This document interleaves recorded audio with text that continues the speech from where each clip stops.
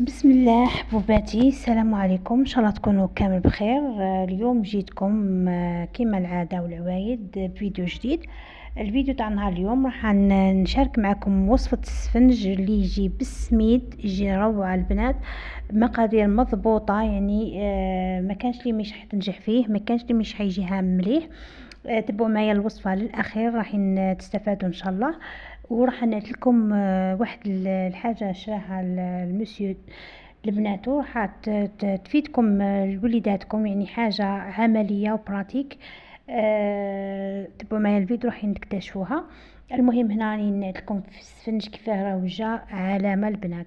المهم حبوباتي ما تنساوليش برك الجام فضلا وليس امرا، وتعليقاتكم المشجعة المحفزة كما العادة والعوايد. هنايا حبوباتي نبداو على بركة الله في تحضير وصفة السفنج اللي كما قلت لكم يجا هايل. شوفوا، عندكم هنا 500 غرام، درتكم بالكيل، عندكم 500 غرام تاع دقيق نوعيه جيده. شوفوا البنات، لازم السميد تاعكم يكون حاجه مليحه، ويكون من المستحسن يكون رطب، ويكون نوعيه جيده. كيف تعرفوا السميد المليح من المش مليح؟ كي يكون صفر البنات عرفوه بلي راهو السميد مليح وفيه العلك. هنا شوفوا راح نجيبو تحطوا له مغرفة صغيرة تاع ملح، وزوج مغارف تاع سكر صغار البنات، سكر. هنا راح نجيو اول خطوه تسخنوا الماء بزياده، مش تسخنوا حتى يغلي، المهم يكون فوق الدافي البنات، فوق الدافي. تبلوا هذيك العجينه تاعكم بالطريقه هذه. شوفوا العجينه تاعكم بلوها في المرحله الاولى كما نقولوا عادي، ما ديروهاش جاريه، فهمتوا؟ المهم تحطوها على جنب واحد النص ساعه هكاك، وترجعوا عند العجينه. شوفوا هذه الحركه راح تساعدكم بزاف بزاف في انه العجين تاعكم يتعجن لكم فاسيلمون، وتجيكم العجينه خفيفه ورطبه، فهمتوني؟ المهم هنا شوفوا من بين اسرار نجاح المسمن عفوا السفنج تاعكم العجن الجيد. شوفوا اللي عندها بيترا تحطها في المرحله هذه في العجانه. انا تعمدت ندير بيدي باش هكا كاين اللي عنده عجانه، كاين اللي ما عندوش، وخلاص البنات درت لكم بالطريقه هذه. شوفوا هنا تعجنوه مليح مليح مليح حتى يعود يطرطق معاكم العجين ويبيض نوعا ما اللون تاعو. في ذاك الوقت تعرفوه باللي يعود تعجن لكم مليح. هنا شوفوا هنا بعد ما تعجن مليح واش راح نجيو ديروا؟ راح نجيبوا كاس ولا صحنه، ولا راح تحطوا فيها مغرفه كبيره ممسوحه تاع خميره، خميره فوريه معناتها اللي ديروا بها الكسره، وتحطوا لها مغرفه صغيره تاع السكر باش هكا يعني تساعد على التفاعل تاع الخميره تاعكم بكل سهوله. وتحطوا لها واحد الفنجان تاع الماء. الماء بطبيعه الحال باين بيكون دافي. وشوفوا هنا في المرحله الاولى كي بليتوا العجينه البنات، بعد ما تلموها تغطوها بصاشي وحطوها في بلاصه دافيه. كيما بقاو سخون الحال كيما بقاو الفرن شاعل، تقدروا تحطوها في الماء باش هكا ما تبردش معكم العجينه. هنا شوفوا بعد مرور المهم وقت، نتوما تكونوا في هذاك الوقت راكم تعجنوا في العجينه تاعكم، تكون الخميره تاعكم تفاعلت. في هذا الوقت راح نجيبوا نص باكي تاع خميره تاع الكاطو وتحطوها على الخميره تاعكم هذيك الكيميائيه، تخلطوا البنات، تخبطوا حتى شغل يديروا فقاعات هكا يعني كثيفه، وتبداو تلوحوا في هذا الخليط تاعكم تدريجيا في العجينه تاعكم وانتوما تعجنوا، فهمتوني؟ المهم راني نركز لكم البنات على العجن الجيد. هنا تعجنوه مليح.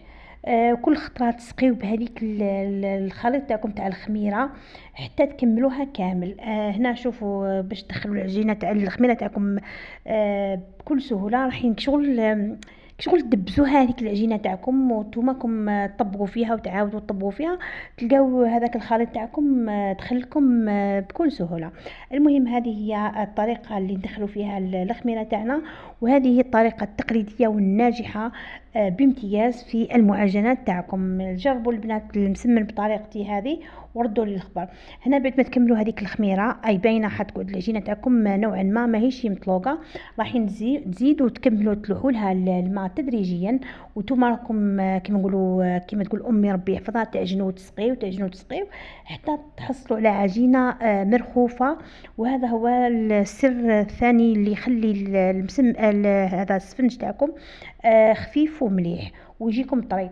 هنا شوفوا السفنج يبغي يطول البنات تخبطوه بالطريقه هذه، وديما هنايا يديكم راكم ديما تلحون في الماء وانتم راكم تخبطوا حتى تحصلوا على القوام المطلوب حبيباتي.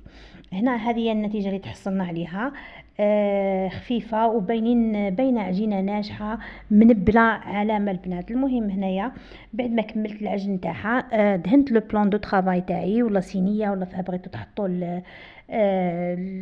هذا السفنج تاعكم، صح انا نقولكم مسمن ما باليش عليه. المهم السفنج تاعكم تجيو دوكا ديروه ديبول بالطريقه هذه. هنايا شوفوا من المستحسن كبروه شويه باش من بعد يجيوكم هذا السفنجات تاعكم كبار ويعمروا العين وباهيين كيما يجيوكم كيما هذوك تاع الزلابجي، فهمتوني. المهم انا هاد لا كونتيتي هذه درت لي تبالي واحد 9 حبات، 9 ولا 10 والله ما شفيت. المهم هذه هي بعد ما لبستهم بالطريقه هذه تخليوهم يتخمروا لكم شويه، وهنا كي تحطوهم بعدوهم على بعضهم باش هكا ما يلصقوش مع بعضهم، ودهنوا مليح لو بلون دو طرافاي تاعكم بالزيت باش ما يلصقوش ثاني. هنا بعد هذا راح تجيو ديروا كميه من الزيت في يديكم، تجيبوا العجينه تاعكم كشغل تبسطوها وتديروا لها ثقبه من الوسط وتطوطوها بهذه الطريقه البنات. راح تجيو تحطوها في المقله. شوفوا هنا بالنسبه للمقله انا درت 2 مقالي، منها نسرعوا عمليه الطهي ومنها حيجيكم خير وخير. المقله الاولى درت فيها هذه راكم تشوفوا فيها، درت فيها غير شويه تاع زيت ما كثرتش، وتحطوا فيها الحبه تاعكم بهذه الطريقه. النار تكون متوسطه ما هي قويه ما هي ناقصه، وتخليهم حتى ياخذ لكم هذاك الوجه. بعد هذا راح تهزوا الحبه تاعكم بالاستعانه بهذا الاعواد هذو، راح تحطوا لها هذوك تاع الشوا ولا بها بغيتوا تهزوا، راح تجيو تحطوها دوكا في الزيت في المقله الثانيه اللي فيها كميه كما نقولوا وفيره من الزيت. هنايا النار تكون متوسطه وتخليهم يتقلاو بطريقه هذه، ما تقولوش النار باش هكا ما يطيبوا لكم في القلب، وفي نفس الوقت ما تنقصولهمش باش ما يشربوا لكمش الزيت. ان شاء الله تكونوا فهمتوا عليا. المهم هنا راح تبقاو تقلبوا في الحبه تاعكم على الجهتين حتى تشوفوها خذات هذيك التحميره الباهيه، وتتاكدوا باللي طاب لكم السفنج تاعكم، وراح تنحيوه من المقله بهذه الطريقه. هنا انا نكمل نقلي الحبيبات تاعي تاع السفنج كامل ونرجع نعيدها لكم في صحن التقديم. هنا حبوباتي اللي ما فهمتش اي حاجه تخلي لي في خانه التعليقات ونجاوبكم كامل، وان شاء الله نكون عند حسن ظنكم حبوباتي. هنا هاي النتيجه اللي تحصلنا عليها. هنايا اللي بغى يدير له لسل، اللي بغى يدير له شيكولا، اللي بغى يدير له السكر، كل واحد كيفاه بغى.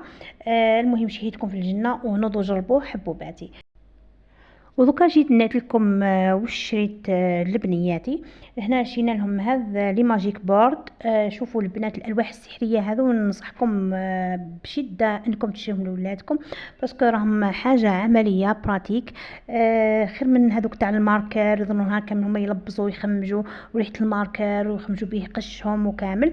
بما انه راهم يقراو كما قلت لكم انا كما بناتي يشتيو ويحفظوا بالكتيبه. هيا شافوا هذا لي ماجيك بورد هذو قالوا باباهم شريناهم لهم. شوفوا شوفوا البنات من الحجم الصغير الى الحجم الكبير، وكل وحده والاسعار تاعها كيما حنا اللي شريناهم هنايا. شرينا كاينه وحده اي اون كولور وكاينه وحده مش اون كولور، فهمتوا، وحده فيها تدرج الالوان ب55,000 ووحده ما فيها فرد لون ب50,000. المهم هنايا هاي رودينا قالت لك غير نكتب لك ماما مطبخ ساره الباتنيه هاي تكتب.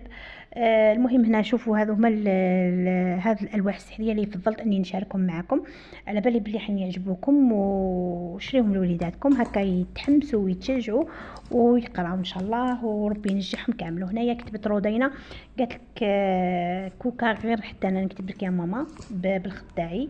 هاي كتبت لي حتى هي حبوبتي مطبخ ساره الباتنيه، ربي يحفظهم لي ويحفظ ما عندكم وربي ينجحهم وان شاء الله يلاقيهم بالصحبه الطيبه، وربي يهدي اولادنا واولادكم ويصلحهم ويسدد خطاهم يا رب العالمين. المهم هذه هي بالنسبه للفيديو تاع نهار اليوم اللي ان شاء الله استفدتوا منه ولو القليل. نخليكم في امان الله في فيديو قادم.